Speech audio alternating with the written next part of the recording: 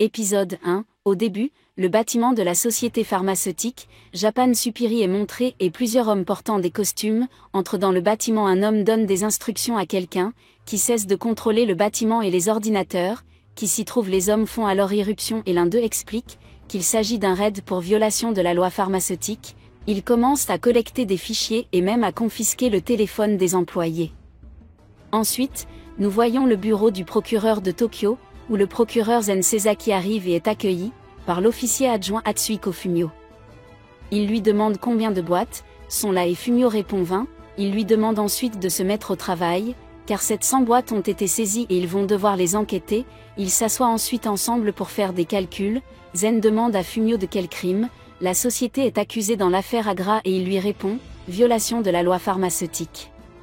Zen lui répond en lui demandant d'être plus précis. Les allégations sont liées à la publicité mensongère de leur nouveau médicament Argas, alléguant que la société pharmaceutique Japan Supiri fait la promotion d'un médicament défectueux.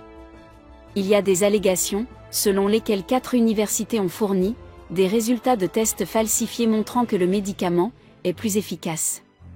Zen poursuit en disant que la charge de la preuve leur incombe désormais et qu'ils devront trouver des preuves indiquant que ces universités ont été payées par la société pharmaceutique Japan Supiri. Plus tard, l'histoire est présentée au journal télévisé, alors que Zen et Fumio déjeunent, mais elle ne fait pas l'objet d'une grande couverture et les informations passent rapidement à la prochaine élection du maire. Fumio déclare son désir de pouvoir travailler sur une affaire politique lorsqu'ils sont approchés par le directeur Yasutaka Morinaga. Dans son bureau, il dit à Fumio que toutes les affaires sont d'égale importance et Fumio s'excuse. Il demande à Zen où en est l'affaire, qui lui assure que la société n'est pas si sophistiquée dans la dissimulation de preuves et qu'il fera bientôt des découvertes. Le directeur dit que l'allégation provient d'une source crédible, il y a donc une grande possibilité que l'activité illégale ait eu lieu et demande à Zen de poursuivre son enquête. Il rentre et travaille jusqu'à tard, il sait qu'il sera en retard, alors Zen laisse un message à sa femme, Hitomi Zen, et à son fils de 7 ans Azuma Zen, sur la messagerie vocale. Au cours de l'enquête, il trouve un document scellé dans un dossier qui comprend des taches de sang, des cheveux, de la peau et des ongles, et la lettre F est écrite à plusieurs reprises sur le papier. Les enquêteurs remontent jusqu'à l'anesthésiste Shiny Naba, qui travaille à l'école de médecine, Oli Rafala, en tant que professeur associé.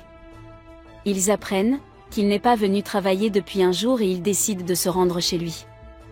Lorsqu'ils se rendent à son appartement, ils le trouvent mort d'une apparente overdose d'anesthésiant, alors que de la musique classique forte est diffusée en fond sonore. Ils se rendent chez l'inspecteur de police adjoint Shinobu Kuijin et lui demandent d'enquêter sur cette affaire.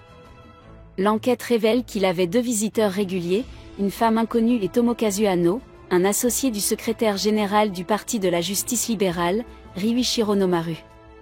Nomaru est le candidat favori aux élections du maire de la nouvelle ville indépendante de Shiniki, le terrain d'essai d'une nouvelle nation. Zen rencontre son vieil ami et journaliste Ariyoshi Anta dans un bar. Ils boivent ensemble et discutent de l'affaire, et Zen lui demande d'enquêter sur Nomaru. Zen et son assistant, Fumio, suivent Hano et une jeune femme dans un club, où ils rencontrent Shinzo Shijima, chef de la Fédération des entrepreneurs en construction de Tokyo. Lorsqu'ils partent, Fumio suit la femme jusqu'à son appartement. Zen reçoit alors un message de suicide de Fumio et se précipite vers l'immeuble. Lorsqu'il arrive, il trouve Fumio pendu au balcon mort. Épisode 2. Dans un flashback, Fumio et Zen sont dans leur bureau lorsque Fumio lui demande ce que cela signifie pour lui d'être un procureur. Zen demande si Fumio veut être procureur et il répond par l'affirmative. Zen lui dit de travailler pour atteindre son objectif. Pour répondre à la question initiale de Fumio, Zen dit que cela signifie défendre la justice et protéger les gens. Dans le présent, Zen assiste aux funérailles de Fumio et en rentrant, il a une discussion à ce sujet avec Monsieur Morinaga. Zen ne croit pas que Fumio se soit suicidé et dit à Monsieur Morinaga qu'il s'agit bien d'un meurtre et qu'il est lié à l'affaire de Shiny Naba. Monsieur Morinaga lui demande de poursuivre l'enquête, mais lui conseille d'être prudent. Zen prend également la carte d'identité de Fumio et la garde pour lui. Plus tard, Zen interroge une femme, Emiko Hiramatsu, qui a été vue avec Hano en train de rendre visite à Inaba. Zen et Shinobu sont assis dans son bureau et Shinobu semble partager l'idée qu'il s'agit d'un meurtre. Ils discutent des preuves et décident de travailler ensemble. Shinobu enquête sur la fille, que Fumio a suivie et il découvre que l'appartement était loué par un membre du rival de Nomaru, Kaikai Itsuki. Ces investigations plus poussées révèlent que Nomaru et son rival Itsuki semblent être liés. Zen dit qu'il ne s'agit pas d'un simple cas de sécurisation, d'un vote par le sexe, mais que quelque chose de profond se trame. Dans la salle d'enquête, Zen interroge la fille sur Anno. Zen est montré dans le bureau, où il envoie le PC de Shine Inaba pour être vérifié et l'analyste trouve un fichier fortement crypté, qui prendra du temps à être décrypté. Ensuite, Zen et Anta se rendent dans un endroit, où Anno vient avec Emiko tandis que Shinobu fait le guet.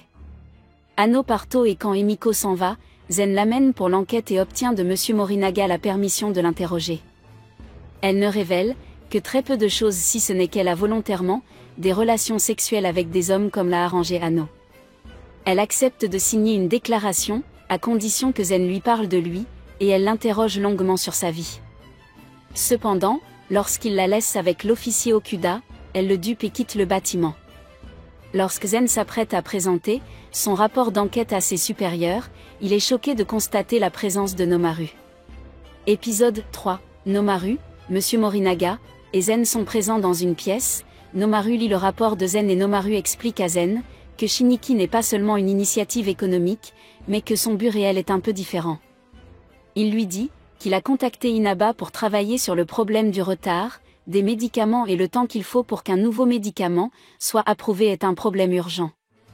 Il explique qu'il a parlé à la Fédération du bâtiment et du travail et leur a demandé d'assouplir leurs restrictions et réglementations.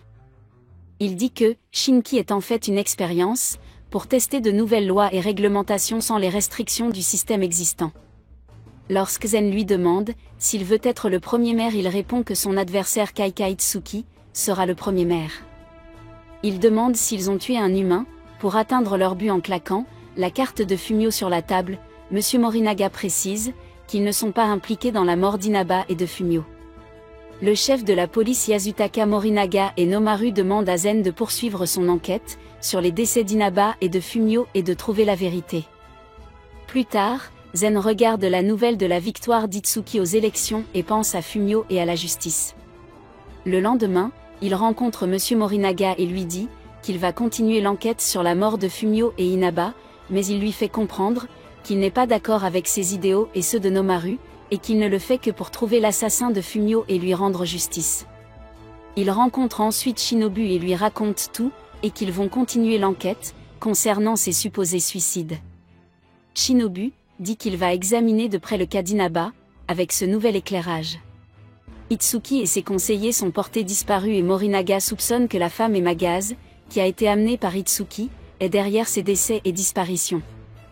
Elle a apparemment la capacité de changer complètement d'apparence et était également la femme que Zen a interrogée en tant qu'Emiko Hiramatsu. Soudain, un bulletin d'information annonce que jusqu'à 60 personnes se tiennent dangereusement sur le toit d'un immeuble à plusieurs étages.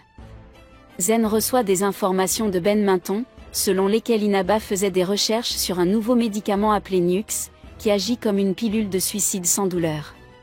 Itsuki apparaît alors à la télévision, annonçant que le nouvel outil de l'humanité, équivalent à l'invention du feu, est la mort. À la fin de son émission, toutes les personnes présentes sur le toit sautent vers la mort. Zen aperçoit et Magaz dans la foule, en contrebas et soupçonne que le F écrit sur le document d'Inaba signifie femme. Épisode 4. Le système ferroviaire est fermé après de nombreux suicides et les autorités se réunissent. Il est rapporté que depuis la déclaration d'Itsuki, le nombre de suicides au Japon a été multiplié par 4. Zen dit que l'endroit où se trouve Itsuki et ses associés est inconnu, sa vidéo était un flux en ligne. Le membre, présent à la réunion dit qu'il s'agit d'un culte religieux et il charge M. Morinaga de coordonner la recherche de Kaikai Itsuki et de l'arrêter. Plus tard, Zen, M. Morinaga est assis avec le vice-ministre de la justice de Kazumigazeki, Yoshifumi Sekuro.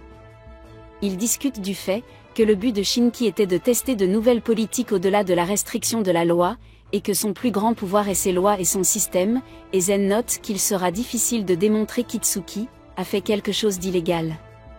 Yoshifumi Sekuro explique qu'Itsuki n'a peut-être pas réellement enfreint la loi, car selon la loi actuelle du Japon, il n'est pas possible de porter plainte pour avoir légalisé le suicide. Ils spéculent sur la possibilité de l'inculper pour complicité de suicide, mais ils n'ont pas assez de preuves pour cela. Zen dit qu'il va chercher des preuves qui pourraient montrer qu'Itsuki a encouragé ces 64 personnes à se suicider. Il demande des enquêteurs pour l'aider et le ministre dit qu'il aura son équipe dans 1 ou 2 jours. Zen rencontre Ariyoshi Anta et ils discutent de la loi sur le suicide et l'euthanasie. Anta lui montre des statistiques selon lesquelles jusqu'à 90 000 personnes, soit 3% de la population, y sont favorables et ce chiffre peut augmenter, ce qui dépend beaucoup de la prochaine action d'Itsuki. Il se demande ce qu'ils vont faire ensuite. Zen confirme que selon le plan original les élections parlementaires sont la prochaine étape. Plus tard, Zen est dans son bureau, endormi sur le canapé lorsqu'il reçoit un appel du ministre Sekuro, qui lui dit qu'il a envoyé une nouvelle assistante à son bureau. Il la félicite en disant qu'elle est jeune mais très talentueuse. C'est alors qu'arrive l'officier adjoint Yasa Sekuro, qui est affecté à l'équipe de Zen. Elle est également la nièce de Yoshifumi Sekuro. Zen appelle sa femme et s'enquiert de son fils. Il revient pour trouver Yasa, qui fait des recherches et ils discutent de l'initiative Shinki et des élections parlementaires. Itsuki publie une autre vidéo, annonçant une nouvelle loi sur le suicide, qui deviendra le point central des prochaines élections, divisant virtuellement les candidats en factions pro-Itsuki ou anti-Itsuki. Le directeur de l'unité 1, de la police de Kazumigazeki, Torao, rejoint également l'équipe d'enquête. Quelques jours avant l'élection, l'équipe de Zen n'a toujours pas localisé Itsuki ou Emagaz, ni trouvé de preuves qu'Itsuki a encouragé les suicides. Cependant, Zen finit par obtenir des données sur Emagaz. N'oubliez pas de vous abonner et d'activer les notifications pour pouvoir regarder d'autres vidéos comme celle-ci. Merci d'avoir regardé.